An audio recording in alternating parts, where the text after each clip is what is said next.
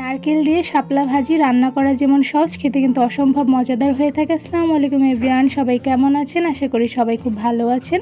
আবারও চলে এসেছি আপনাদের মাঝে নতুন একটি রেসিপি নিয়ে। আজকে তৈরি করেছি অসম্ভব মজাদার নারকেল দিয়ে শাপলা ভাজি। এই শাপলা ভাজি তৈরি করা কিন্তু খুবই সহজ আর খেতে অনেক মজাদার হয়ে থাকে। এই মজাদার ভাজিটা আমি কিভাবে রান্না করেছি তাই আজকে আপনাদের সঙ্গে শেয়ার করব। তো চলুন ভাজি রান্নার ফুল রেসিপিটি দেখে নেই। নারকেল দিয়ে শাপলা ভাজি রান্না করার জন্য এখানে আমি এক মোটা শাপলা খুব ভালোভাবে মিডিয়াম সাইজ করে বেছে নিয়েছি। আপনারা চাইলে কিন্তু এর থেকে ছোট সাইজ করে বেছে নিতে পারেন। তো এখন এই সবগুলো শাপলা আমি খুব ভালোভাবে সেদ্ধ করে নিব, কারণ শাপলা ভাজি রান্না করার সময় আগে সেদ্ধ করে নিলে তাহলে কিন্তু রান্নাটা খুব তাড়াতাড়ি হয়ে যায়। কড়াইতে গরম পানি দিয়ে তার মধ্যে সবগুলো শাপলা আমি দিয়ে দিয়েছি সেদ্ধ করার জন্য। যখন শাপলাগুলো রান্না করে নেওয়ার পর দেখতেই পাচ্ছেন শাপলাগুলো কিন্তু খুব ভালোভাবে সেদ্ধ হয়ে গিয়েছে, যদিও শাপলা সেদ্ধ হতে খুব একটা বেশি সময় লাগে না। এবার সবগুলো শাপলা আমি একটু ঝুড়িতে ছেঁকে নিব। শাপলা ভাজি করার জন্য একটি কড়াইতে দিয়ে দিয়েছি পরিমাণ অনুযায়ী তেল, আর সাথে দিয়ে দিয়েছি পরিমাণ অনুযায়ী পেঁয়াজ কুচি আর দিয়েছি কাঁচামরিচ। এবার খুব ভালোভাবে পেঁয়াজ আর কাঁচামরিচগুলো কিছুক্ষণ হালকা কালার করে ভেজে নিব।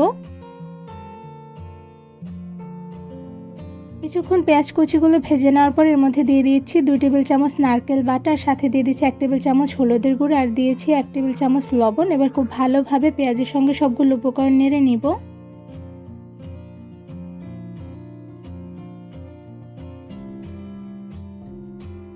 পেঁয়াজের সঙ্গে সবগুলো উপকরণ খুব ভালোভাবে নেড়ে মেশানো হয়ে গিয়েছে। এবার এর মধ্যে দিয়ে দিচ্ছি সেদ্ধ করে রাখা সবগুলো শাপলা। এবার শাপলার সঙ্গে সবগুলো উপকরণ খুব ভালোভাবে নেড়ে মিশিয়ে নিব।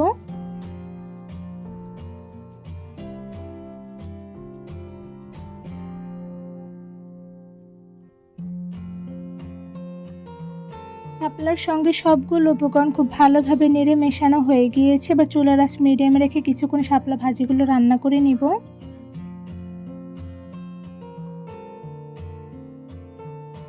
কিছুটা সময় শাপলা ভাজিগুলো রান্না করে নেওয়ার পর দেখতেই পাচ্ছেন ভাজি থেকে কিন্তু পানিগুলো একদম শুষে গিয়েছে। এখন আর কিছুটা সময় ভালোভাবে রান্না করে নিলে কিন্তু শাপলা ভাজিগুলো রান্না হয়ে যাবে।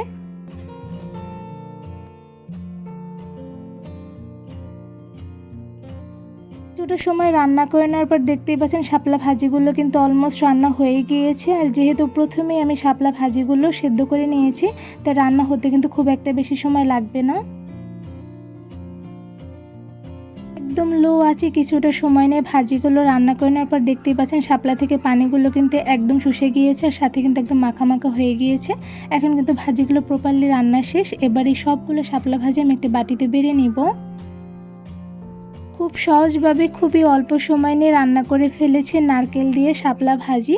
এই নারকেল দিয়ে শাপলা ভাজি রান্না করা কিন্তু খুবই সহজ, শুধুমাত্র অল্প কিছু উপকরণ দিয়ে কিন্তু মজাদার নারকেল দিয়ে শাপলা ভাজিটি রান্না করে ফেলা যায়। এই ভাজি রান্না করা যেমন সহজ, খেতে কিন্তু অসম্ভব মজাদার হয়ে থাকে।